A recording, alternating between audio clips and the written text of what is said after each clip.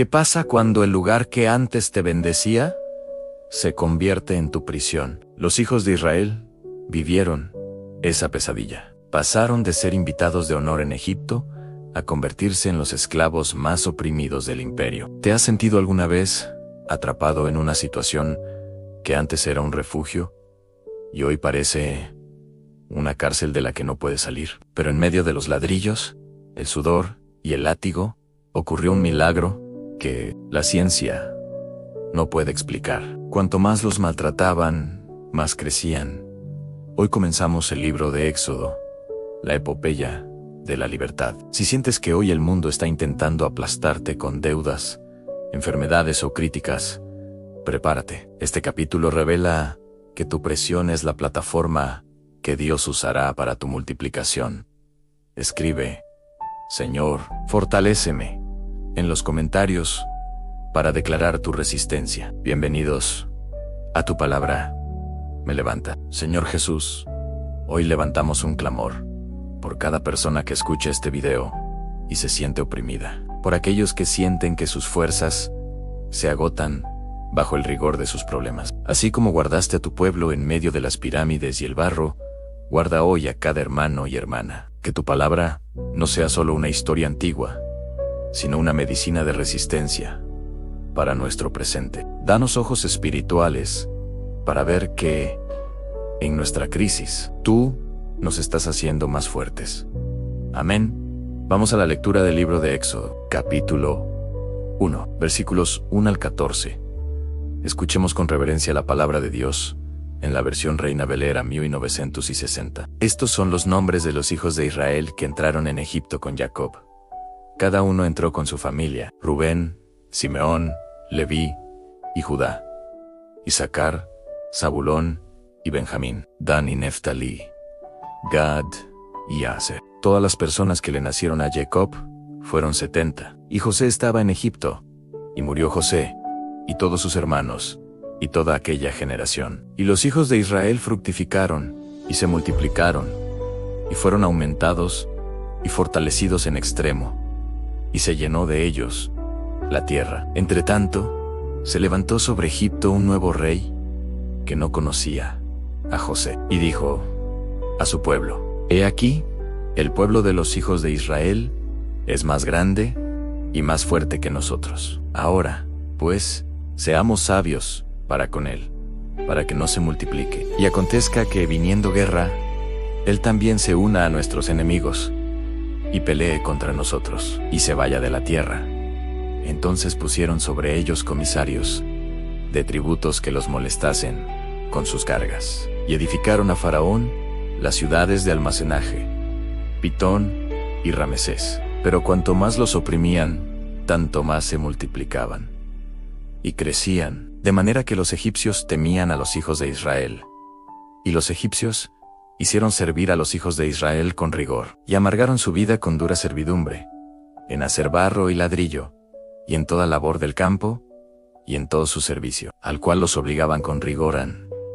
Hasta aquí la lectura de este primer bloque. Hagamos una pausa para observar lo que acaba de ocurrir. El texto nos dice algo inquietante. Surgió un rey que no conocía a José. Esto no significa que no sabía quién fue José, sino que decidió ignorar su legado. El mundo suele olvidar rápido tus favores, tus sacrificios y tus buenas obras. Pero quiero decirte algo. Hoy, el mundo puede olvidarte, pero Dios no olvida su pacto. Faraón intentó usar el rigor y las cargas pesadas para quebrar el espíritu de Israel. Sin embargo, hay una ley espiritual que el enemigo nunca entenderá. El pueblo de Dios es como el diamante, que solo alcanza su máximo brillo y dureza bajo una presión extrema. Si hoy te sientes amargado por la servidumbre de tus problemas, fíjate en el versículo 12. Es la clave de tu victoria. Cuanto más los oprimían, tanto más se multiplicaban. Tu crecimiento no depende de tu comodidad. Tu crecimiento depende de la fidelidad de Dios en medio de tu carga. El mundo puede olvidar lo que hiciste, pero Dios nunca olvida a quienes son parte de su pacto.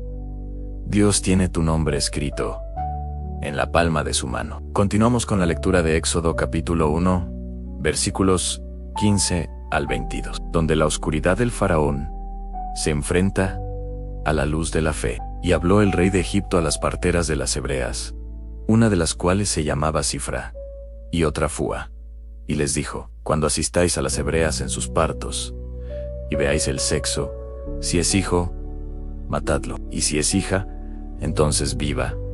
Pero las parteras temieron a Dios, e hicieron no como les mandó el rey de Egipto, sino que preservaron la vida a los niños. Y el rey de Egipto hizo llamar a las parteras, y les dijo: ¿por qué habéis hecho esto, que habéis preservado la vida a los niños? Y las parteras respondieron a Faraón: porque las mujeres hebreas no son como las egipcias, pues son robustas, y dan a luz antes que la partera venga a ellas. Y Dios hizo bien a las parteras. Y el pueblo se multiplicó y se fortaleció en extremo, y por haber las parteras temido a Dios, Él prosperó sus familias. Entonces Faraón mandó a todo su pueblo, diciendo: echad al río a todo hijo que nazca, y a toda hija preservad la vida. Este capítulo cierra con un choque de poderes. Por un lado, el decreto de muerte del hombre más poderoso de la tierra.